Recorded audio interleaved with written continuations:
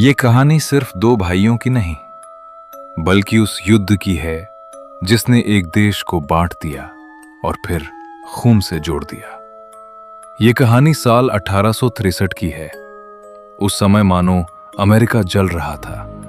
उत्तर और दक्षिण के बीच ऐसा युद्ध छिड़ा था जिसमें सिर्फ गोलियां नहीं चल रही थीं, रिश्ते भी टूट रहे थे। वर्जीनिया के एक छोटे से खेत में दो भाई रहते थे, एडवर्ड और थॉमस। दोनों एक साथ रहते थे। उनका बचपन साथ बीता था, एक ही मां की गोद में और एक ही खेत में काम करना उनकी यही दिनचर्या थी। लेकिन जब युद्ध शुरू हुआ तो दोनों के विचार अलग हो गए। एडवर्ड मानता था गुलामी गलत है, इंसान को आजाद होना चाहिए। थॉमस कहता था हमारा दक्षिण, हमारी परंपरा, हम झुकेंगे नहीं। और एक दिन दोनों अलग अलग सेनाओं में भर्ती हो गए। एक यूनियन आर्मी उत्तर में, दूसरा कन्फेडरेट आर्मी दक्षिण में। एक दिन जुलाई 1863 के दिन बैटल ऑफ गेटिसबर्ग का मैदान में 3 दिन से गोलियां बरस रही थीं। चीखें, बारूद, खून और धुआं। रात गहरी थी और बारिश हल्की हल्की गिर रही थी। एडवर्ड घायल होकर जमीन पर गिरा पड़ा था।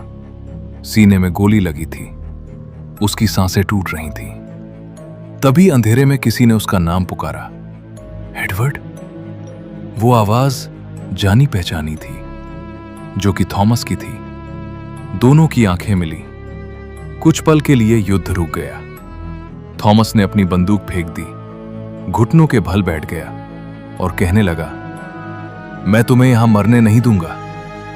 एडवर्ड मुस्कुराया, कमजोर आवाज में बोला, भाई, हम क्यों लड़ रहे हैं? थॉमस की आंखों में आंसू थे। शायद हमें बताया गया कि हमें लड़ना चाहिए। तभी दूर से घोड़ों की आवाज आ रही थी। यूनियन सैनिक पास आ रहे थे। अगर उन्होंने थॉमस को यहां देखा तो उसे दुश्मन समझकर गोली मार देंगे। एडवर्ड ने अपनी सारी ताकत जुटाई और अपनी जैकेट उतारी और थॉमस के कंधे पर डाल दी। अब तुम मेरे जैसे दिखते हो। थॉमस समझ गया।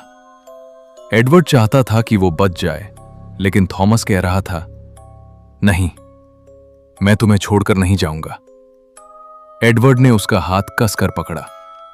घर लौट जाओ, मां का ख्याल रखना। और फिर उसकी पकड़ ढीली पड़ गई। थॉमस चीखा, लेकिन गोलियों की आवाज ने उसकी चीख दबा दी। उसके बाद 1865 में युद्ध खत्म हुआ। गुलामी समाप्त हो गई। देश बच गया। लेकिन थॉमस के लिए जीत नहीं थी। वो हर साल उसी मैदान में आता जहां उसका भाई गिरा था। एक दिन वहां उसने मिट्टी में एक छोटा सा पत्थर गाड़ा, जिस पर लिखा था, हम दुश्मन नहीं थे, हम सिर्फ दो भाई थे जिन्हें अलग रास्तों पर भेज दिया गया। अगर आपको यह कहानी पसंद आई तो वीडियो को लाइक करें और शेयर करें अपने दोस्तों को और सब्सक्राइब करें हमारे चैनल को। मिलते हैं अगली वीडियो में। धन्यवाद।